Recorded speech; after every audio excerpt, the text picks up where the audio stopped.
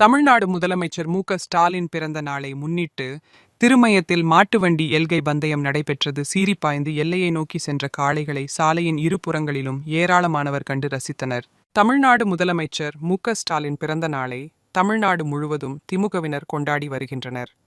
இதனையடுத்து புதுக்கோட்டை மாவட்டம் திருமயத்தில் மாட்டு வண்டி எல்கை பந்தயம் நடைபெற்றது. இந்த பந்தயத்தினை சட்டத்துறை அமைச்சர் ரகுபதி தொடங்கி வைத்தார். இந்த பந்தயமானது பெரிய மாடு சிறிய மாடு என இரு பிரிவுகளாக நடைபெற்றது. இதில் பெரிய மாடு பிரிவில் 6 வண்டிகளும் சிறிய மாட்டு பிரிவில் 10 மாட்டு வண்டிகளும் கலந்து கொண்டன. பெரிய மாட்டு வண்டிகளுக்கு போக வர 8 மைல் தூரமும் சிறிய மாட்டுக்கு போக வர 6 மைல் தூரமும் இலக்குகளாக நிர்ணயிக்கப்பட்டு இந்த பந்தயம் நடைபெற்றது. மேலும் புதுக்கோட்டை மட்டுமல்லாது பல்வேறு மாவட்டங்களைச் சேர்ந்த மாட்டு வண்டிகளும் கலந்து கொண்டன.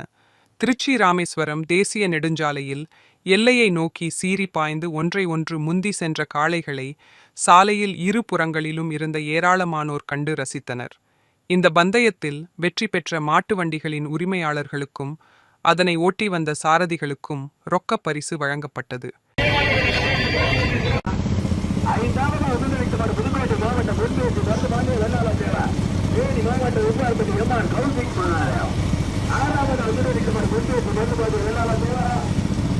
காரைக்குடி